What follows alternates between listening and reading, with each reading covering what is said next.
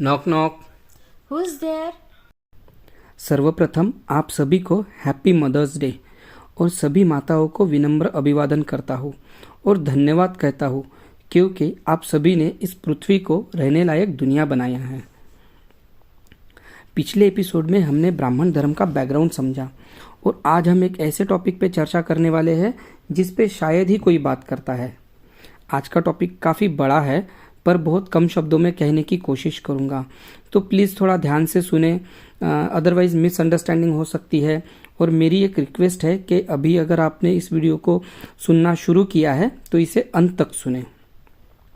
और एक डिस्क्लेमर देना चाहूँगा, मैं सिर्फ आपके सामने प्रमाण और संभावनाएं रखूँगा। आपको आपकी तार्किक बुद्धि से और अपने रिसर्च से निष्कर्ष पर पहुँचना होगा। तो चलिए अब बढ़ते हैं हमारे टॉपिक के तरफ। आज जिसे हम हमारी संस्कृति कहते हैं, जो हिंदुइज्म ब्राह्मण धर्म से जुड़ी है, यह काफ़ी एक समान है विदेशी सभ्यताओं से। जैसे बहुईश्वरवादी धर्मों में टेंगरी रिलीजन का भी नाम आता है। टेंगरी यह तुर्की का और मंगोल का प्राचीन धर्म था और रशिया में भी कई जगह पे इसे फॉलो किया जाता था। इसके साथ ही अगर आप यूरोप में देखेंगे तो बल्गेरिया और हंगरी में भी इसे फॉलो किया जाता था। आपने चंगेज खान का नाम सुने होंगे। खान सुन के मुस्लिम समझे क्या? नहीं, टेंगरी था वो। जी हाँ, चंगेज खान टेंगरी रिलीजन को फॉलो करता था। अब जानते हैं कि दोनों रिलीजन में, जो हमारे ब्राह्मण धर्म में और टेंगरिज्म में, क्या समानताएं हैं। तो टेंगरिज्म में मुख्य एक गॉड को माना जाता है, स्काई गॉड को। और ये स्काई गॉड के जो फीचर्स है, जो भी बातें उसमें स्काई गॉड के लिए लिखी है, वो सारी हमारे शिव भगवान से मिलती जुलती है। और भी कुछ समानताएं हैं, जैसे कि हम मल्टीपल भगवान मानते हैं, इसी तरह टेंगरिज्म में भी 99 भगवान है। जिस तरह हमारे और भगवान के बीच में ब्राह्मण्स होते हैं, उसी तरह टेंगरिज्म में शैमन्स होते हैं। इसीलिए टेंगरिज्म को शैमनिज्म भी कहते हैं। आपने एक बात देखी होगी कि हमारे धर्म में एक भगवान को छोड़कर, जैसे कि हम शिव भगवान को मानते हो, कृष्ण को मानते हो, विष्णु को मानते हो, पर इसके साथ हमारा एक इष्ट देवता भी होता है जिसे हम कुल दैवत भी कहते हैं। तो उसी तरह टेंगरिज्म में भी स्काई गॉड को छोड़ के एक उनका इष्ट देव भी होता है। जिस तरह के हम नदी, पर्वत, पहाड़ की पूजा करते हैं, वैसे ही टेंगरिज्म में भी नेचर की पूजा की जाती है। और भी काफ़ी समानताएं देखी गई है दोनों धर्मों के बीच में।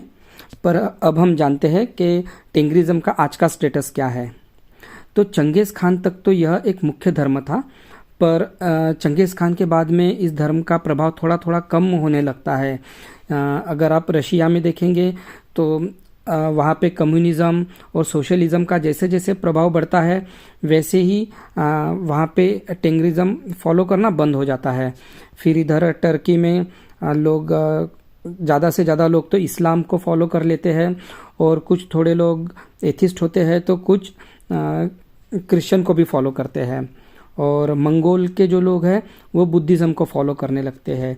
इस तरह से टेंगरिज्म आज सिर्फ अवशेष भर ही बचा हुआ है, शायद ही कोई फॉलो करता हो। अब और एक धर्म के बारे में जानते हैं जिसकी समानताएं हमारे ब्राह्मण धर्म से मिलती है। ईरान में जो फारसी धर्म को फॉलो किया जाता था, तो ये जो फारसी धर्म का धर्म ग्रंथ है जैन अवेस्ता, तो ये जैन अवेस्ता हमारे ऋग्वेद से काफ़ी मिलता जुलता है। जिस तरह के हम हवन करते हैं, कर्मकांड करते हैं, उसी तरह से जैन अवेस्ता में भी जैसे कि आग की पूजा करते हैं, इसीलिए उन्हें आग परस्त भी कहते हैं। अब आगे और एक धर्म के बारे में हम बात करते हैं, हेलेनिज्म। हेलेनिज्म ग्रीस का एक मुख्य धर्म हुआ करता था। ग्रीस को हम यूनान कहते थे, इसीलिए इसे यूनानी धर्म भी कहते हैं। जो ब्राह्मणिज्म और हेलेनिज्म है, यह साथियों एक दूसरे का कॉपी पेस्ट ही रिलीजन है। दोनों में सभी एक जैसी ही बातें हैं, बस कुछ थोड़े उसमें फ़र्क है, वो मैं आगे आपको बताऊंगा। जैसे कि आप देखेंगे कि वेद व्यास जी ने, जैसे हमारे ब्राह्मण धर्म में वेद व्यास जी है, वाल्मीकि जी है, इन्होंने रामायण, महाभारत जैसे एपिक्स की रचना की। उसी तरह हेलेनिज्म में भी होमर ने एलियाड और ओडिसी की रचना की थी। अगर आप हॉलीवुड की मूवीज़ देखते होगे तो आपने ये मूवीज़ तो ज़रूर देखी होगी 300, ट्रॉय, थोर, हरक्यूलिस, ये सभी मूवीज जो है वो हेलेनिज्म के माइथोलॉजी पे ही बेस्ड है। जैसे हमारे त्रिदेव है, ब्रह्मा, विष्णु, महेश, वैसे ही हेलेनिज्म में भी होली ट्रिनिटी है, ज्यूस, पोसिडाइन और होडस। जैसे हम 36 कोटि देवताओं को मानते हैं, उसी तरह हेलेनिज्म में 12 देवताओं को मानते हैं।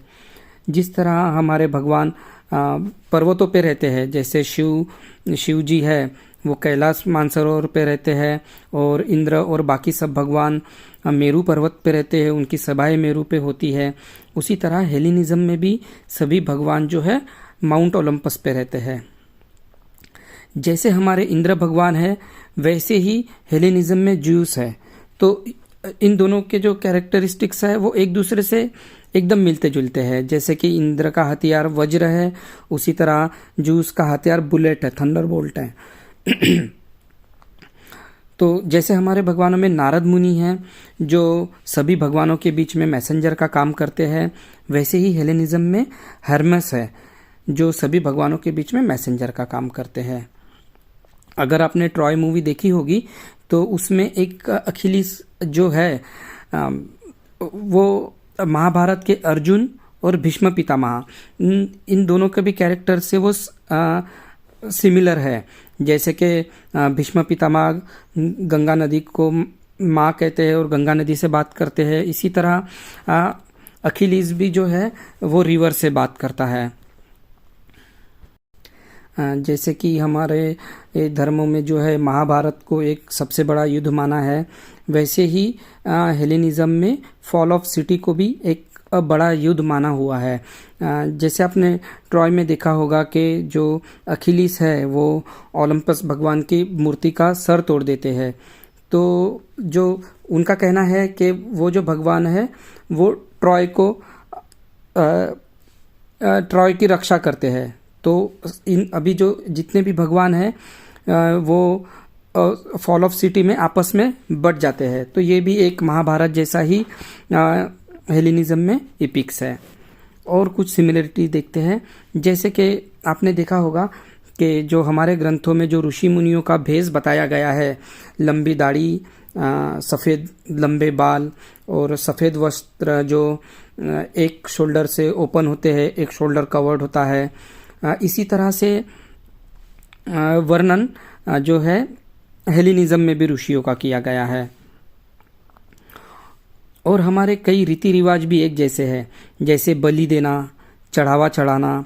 अगर हेलेनिस्टिक लोग जो है वो कुछ भी बनाते थे तो उसका जो एक छोटा पोर्शन है वो भगवान को चढ़ा देते थे। जैसे उन्होंने एक फल भी तोड़ा है तो फल का भी एक छोटा हिस्सा वो भगवान के लिए समर्पित करते थे। जिस तरह हम भगवान की आरती गाते हैं, उसी तरह वो लोग भी भगवान के हाइम्स लिखते थे और वो गाते थे। यह दोनों धर्म तो एक जैसे ही है, पर इनमें कुछ फ़र्क है। हेलेनिज्म में जैसे कि कोई भी पुजारी बन सकता है, पर जो ब्राह्मणिज्म में है यह ब्राह्मणिज्म में कोई भी पुजारी नहीं बन सकता। यह आरक्षण सिर्फ ब्राह्मण लोगों को ही है, सिर्फ ब्राह्मण लोग ही पुजारी बन सकते हैं। हेलेनिज्म में जो महिलाएं हैं वो भी पुजारी बन सकती थी, पर जो ब्राह्मण धर्म में है महिलाएं पुजारी तो नहीं बन सकती है, पर वो देवदासी बन सकती है। ये देवदासी की प्रथा भी काफ़ी चली है। आपको अगर देवदासी के बारे में जानना है तो इसके लिए काफ़ी बुक्स है, आप उनका भी रेफ़र कर सकते हैं। और एक काफ़ी अच्छी मराठी मूवी भी इसके ऊपर रिलीज़ हुई थी, जोगवा, तो उसमें भी इस देवदासी प्रथा को थोड़ा इलेबरेट किया गया है, तो आप इसे भी रेफ़र कर सकते हैं। और आपको जो महिलाएं हैं उनको वो किस तरह से हेलेनिज्म में प्रीस्ट बनती थी इसके बारे में जानना है तो आप 300 मूवी देख सकते हैं। उसमें जो वो लेडी जो है वो एक कैरेक्टर प्ले करती है ओरेकल का, जो ईश्वर से डायरेक्ट बात करती है। तो वो इस तरह से हेलेनिज्म में महिलाएं पुजारी बन सकती थी। और एक कुछ जो है बातें सिमिलर नहीं है, जैसे कि वर्ण व्यवस्था जो है वो हमें ब्राह्मण धर्म में मिलती है पर हेलेनिज्म में नहीं मिलती। और ब्राह्मणिज्म में बड़े बड़े मंदिर बनाने की प्रथा है, भव्य मंदिर बनाने की प्रथा है, पर हेलेनिज्म में इतने भव्य मंदिर तो नहीं बनते थे, पर वहाँ मूर्तियाँ बनती थी। बड़ी बड़ी मूर्तियाँ बनाने का जो रिवाज है वो हमें हेलेनिज्म में मिलता है। तो अब हम देखते हैं कि जो हेलेनिज्म जो है ये काफ़ी बड़ा था और काफ़ी हजारों सालों से चलता आ रहा था। और जो सिकंदर ने जहाँ तक के उसने जो राज्य फैलाया था तो वहाँ तक की हेलेनिज्म फॉलो किया जाता था। तो हमारा जो इजिप्ट तक का जो एरिया है वो भी हेलेनिज्म को ही फॉलो करता था। तो इतने बड़े धर्म का डिक्लाइन कैसे होता है? आज जो है हेलेनिज्म कहीं भी फॉलो नहीं किया जाता है, वो भी अवशेष भरी है। शायद कहीं कुछ लोग फॉलो करते हो पर ऐसे कुछ पता चलता नहीं है। तो हम ये देखते हैं कि इतने बड़े धर्म का डिक्लाइन कैसे हुआ।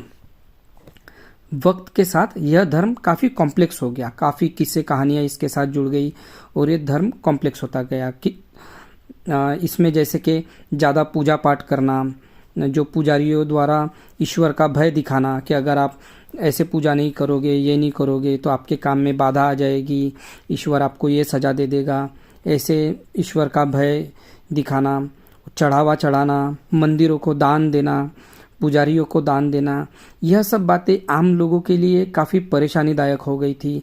और यह सब पौराणिक और काल्पनिक चरित्र है और इन काल्पनिक चरित्रों के पीछे इतना कर्मकांड करना ये लोगों के लिए सवाल खड़े करता था। तो ये एक कारण था कि ये धर्म आम लोगों में से डिक्लाइन होना शुरू हो गया था। इसी तरह जो राजा थे और जो शासन करता थे उनके लिए भी ये धर्म रुकावट पैदा करता था। जैसे कि राजा को कोई भी अगर डिसीजन लेना है तो उसको वो पुजारियों से पूछ के लेना पड़ता था। तो फिर पुजारी कभी इसमें बीच में कुछ और प्रॉब्लम खड़े कर देते थे। तो जैसे कि 300 में देखा था आपने, जो स्पार्टा का राजा होता है लियोनाइडस, उसको जब पर्सिया पे हमला करना होता है तो वो पुजारियों की सलाह लेता है। और जो वो ओरेकल होती है, जो देवी हमने जिसकी बात की थी, तो वो उनको कहती है कि ईश्वर आपको इजाज़त नहीं देता कि आप पूरी आर्मी लेके जाओ। तो लियोनाइडस को इसकी परमिशन नहीं मिलती है। तो लियोनाइडस क्या करता है कि सिर्फ 300 लोगों की आर्मी बनाता है और वो पर्सिया पे हमला करता है और इसके वजह से वो जो है वो युद्ध हार भी जाता है। तो एक ये एग्जाम्पल भर था कि राजाओं को भी ये धर्म काफ़ी प्रॉब्लमेटिक लगने लगा था। तो इसीलिए ये धर्म का धीरे धीरे डिक्लाइन होना शुरू हो गया। अब देखिए ईसा पूर्व 31 से इसका जो पतन है वो धीरे धीरे शुरू हो जाता है, धीरे धीरे रिलीजन या डिक्लाइन होता है। और उसी साथ में रोमन एम्पायर्स भी वहाँ पे आक्रमण करते हैं और इनके वजह से भी ये भी एक कारण बनता है। और फिर जब क्रिश्चियनिटी इंट्रोड्यूस होती है तो लोगों को भी क्रिश्चियनिटी में थोड़े अच्छे फीचर्स मिलते हैं, जैसे कि एक ही भगवान को मानना है और इतने सारे कर्मकांड भी नहीं है। तो काफ़ी लोग जो है क्रिश्चियनिटी की तरफ बढ़ जाते हैं और काफ़ी लोग एथिस्ट हो जाते हैं और इसी तरह ये जो है हेलेनिज्म का वहाँ पे पूरी तरह से डिक्लाइन हो जाता है। और इसी तरह से 5वीं से 6वीं सदी तक, मतलब कि ईस्वी सन 31 से लेकर तो 5वीं से 6वीं सदी तक जो हजारों सालों से जो धर्म लोग फॉलो करते थे वो फॉलो करना बंद कर देते हैं। आज तो शायद कोई इसे फॉलो करता हो। तो खैर, हमारे इस टॉपिक पर बात करने का मकसद यह है कि जो ईरान, यूरोप, यूरोशिया की जो सभ्यताएं है वह हमारे आज की जो हमारे देश में आज जो सभ्यताएं फॉलो की जाती है इनसे काफ़ी मिलती जुलती है। तो इसके दो ही कारण हो सकते हैं। एक तो हमारे लोग विदेश में गए हो, माइग्रेट होकर गए हो और ये जो हमारी जो सभ्यताएं हैं वो उधर दी हो, ये एक अजम्पशन हम कर सकते हैं। और दूसरा यह कि वहाँ से लोग माइग्रेट होके हमारे देश में आए हैं और उन्होंने हमें ये सभ्यताएं दी है। और साथियों, इसमें और भी अगर हम देखेंगे तो और भी सवाल खड़े होते हैं। अगर मान लीजिए कि हमारे लोग उधर जाके सभ्यताएं देते हैं तो इसमें कोई प्रॉब्लम नहीं है, पर अगर वहाँ से लोग माइग्रेट होके हमारे देश में आए हैं और हमें ये सभ्यताएं दी है तो फिर हमारी ओरिजिनल सभ्यताएं कौन सी थी, यह भी एक सवाल खड़ा होता है। तो अभी तक के कौन से लोग माइग्रेट होके हमारे तरफ आए हैं या हमारे लोग माइग्रेट होके वहाँ गए हैं, इसके लिए कुछ हम प्रमाण देखते हैं। तो इसके जो सारे प्रमाण जो है वो इस तरफ इशारा कर रहे हैं कि यहाँ से लोग वहाँ से लोग माइग्रेट होकर भारत आए हो। जैसे कि जो ब्राह्मण धर्म है इसके हमारे भारत में उत्खनन के प्रमाण तो 9वीं 10वीं सदी तक तो कुछ भी नहीं मिलते हैं। इन जो शिलालेख है वो भी ब्राह्मण धर्म के नहीं मिलते हैं। जो 9वीं 10वीं सदी से इनके कुछ ओल्ड टेम्पल्स मिलना शुरू होते हैं और जो लिखित धर्म ग्रंथ जो है रामायण महाभारत वेद पुराण उपनिषद ये सारे जो धर्म ग्रंथ है ये 14वीं सदी से ही मिलने शुरू होते हैं, क्योंकि सारे जो धर्म ग्रंथ है वो संस्कृत में लिखे गए हैं और देवनागरी लिपि जब पूरी तरह से डेवलप्ड हुई उसके बाद ये शास्त्र लिखने शुरू होते हैं और इसीलिए हमें जितने भी धर्म ग्रंथ के जो प्रमाण हैं वो 14वीं सदी के बाद से मिलने शुरू होते हैं। और अगर हम हेलेनिज्म में देखेंगे तो हेलेनिज्म में इसका डिक्लाइन हमने देखा था कि ईसा पूर्व 31 से होता है। तो इनके जो प्रमाण हैं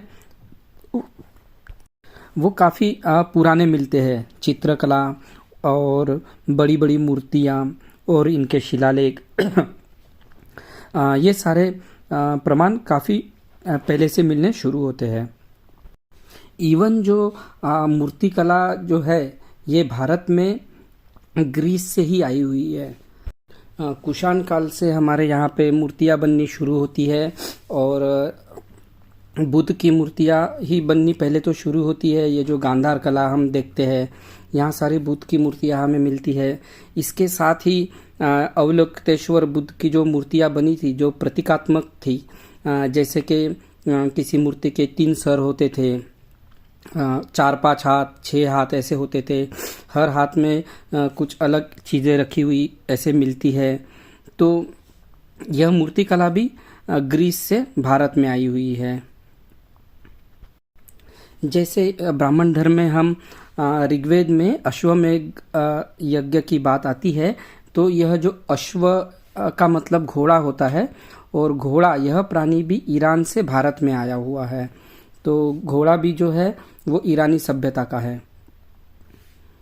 और जैसे हम रामायण और महाभारत अगर देखते हैं तो इनमें जो हथियारों का वर्णन आता है, जिस तरह के वस्त्र पहनने का वर्णन आता है वो भी इतना प्राचीन नहीं दिखाई पड़ता है। ये वस्त्र भी और जो जिस तरह से ये पहनते हैं और जो हथियार भी जो दिखाए गए हैं ये थोड़े डेवलप मालूम पड़ते हैं। जैसे कि आपने देखा कि बुद्धिज़्म का जो काल था उस समय तो लोहे का यूज़ करना लोगों ने धीरे धीरे शुरू किया था। और ये जो सर पे जो मुकुट पहनने का जो एक रिवाज है वो हेलेनिज्म में ही दिखाई देता है कि हेलेनिज्म के जो भगवान थे वो ही सर पे मुकुट पहनते थे। जो भारत के अगर आप इतिहास के राजा देखेंगे तो सम्राट अशोक तक भी और उनके भी आगे के राजा जो है वो सर पे पगड़ी पहनते थे। तो ये जो पगड़ी पहनने का रिवाज है ये हमारे संस्कृति का रिवाज था। और जो ये जो मुकुट पहनने का जो रिवाज है वो ग्रीस के कल्चर से हमारे कल्चर में आया हुआ है। भारत में जैसे जितने भी बड़े बड़े नेता हुए हैं, फिर चाहे वो राइट विंग वाले हो या फिर कम्युनिस्ट हो या सेंटरिस्ट हो, इन सब ने भी इसी बात को ही माना है कि विदेश से लोग माइग्रेट होके भारत में आए थे। जैसे कि आप वीर सावरकर, बाल गंगाधर तिलक, नेहरू जी, गांधी जी, स्वामी विवेकानंद, इन सब ने ही इसी बात का समर्थन किया है। इवन के जो हमारे जो लेटेस्ट इतिहासकार है अरुंधति रॉय, रोमिला थापर, इन लोगों ने भी इसी बात की संभावना जताई है कि विदेश से लोग भारत में माइग्रेट होके आए थे। और एक थोड़ी गौर करने वाली बात यह है साथियों कि ये देखिए कि जो हेलेनिज्म का जो डिक्लाइन जब वो पूरी तरह से होता है तो 5वीं 6वीं सदी तक वो वहाँ से डिक्लाइन होता है। और जो हमारे भारत में जो शैव मार्ग की स्थापना होती है और ये जो सभ्यता विकसित होती है ये 9वीं 10वीं सदी से ही शुरू होती है। 9वीं 10वीं सदी में ही शंकराचार्य जी शैव मार्ग की स्थापना करते हैं। साथियों, मैंने काफ़ी प्रमाण आपके सामने रखे हैं, आप अपनी रिसर्च करें और निर्णय पर पहुँचे। निष्पक्ष होकर रिसर्च करें। चाहे आप जनरल कास्ट में आते हो, चाहे ओबीसी हो, एसटी हो, अम्बेडकराइट हो, गांधीवादी हो या फिर कोई भी हो, पर जब आप रिसर्च करते हैं तो आप पुरातात्विक प्रमाण और उस समय के जो सर्कमस्टेंसेस थे उन बातों को ध्यान में रख के ही अपनी रिसर्च करें। पुरातत्वों के प्रमाण के आधार पर कुछ बुक्स भी है, तो मैं कुछ बुक्स का जो नाम है तो वो मैं डिस्क्रिप्शन बॉक्स में दे दूंगा। तो उन बुक्स को आप अमेज़ॉन से भी परचेस कर सकते हैं या फिर आपको वो सम्यक प्रकाशन से भी मिल सकती है। अगर आप 3 बुक्स एक साथ खरीदते हैं तो उसमें आपको कुछ डिस्काउंट ऑफर भी मिल जाएगा। और इसी के साथ में मैं डिस्क्रिप्शन बॉक्स में अमित तिवारी जी का और एसजे सर की एक काफ़ी अच्छी चर्चा इस टॉपिक से रिलेटेड हुई है, तो वो भी मैं डिस्क्रिप्शन बॉक्स में दे दूंगा। और इसके अलावा जो भी आपको लगता है कि इस टॉपिक को अच्छी तरीके से आप समझ सकते हो तो आप अपनी स्वयं रिसर्च करें। तो साथियों, यहाँ मैं वीडियो को समाप्त करता हूँ। वीडियो काफ़ी बड़ा हो चुका है, तो आशा करता हूँ आपको वीडियो पसंद आया होगा। तो हम मिलते हैं अगले एपिसोड में। और वीडियो ख़त्म होने से पहले मैं सिर्फ बाबा साहब का एक कोट आपको कहना चाहूँगा कि जो अपना इतिहास नहीं जानते हैं वो खुद का इतिहास बना भी नहीं सकते हैं। तो मिलते हैं नेक्स्ट एपिसोड में। आप इस चैनल को सब्सक्राइब करना ना भूलें, इसे लाइक करें, अपने सभी दोस्तों में शेयर करें और बेल आइकॉन दबाना ना भूलें और कमेंट करना तो बिल्कुल ना भूलें। आपके कमेंट्स हमें प्रेरणा देते हैं और अपनी रिसर्च और अपनी तर्कशील विवेक बुद्धि से निर्णय लें। धन्यवाद।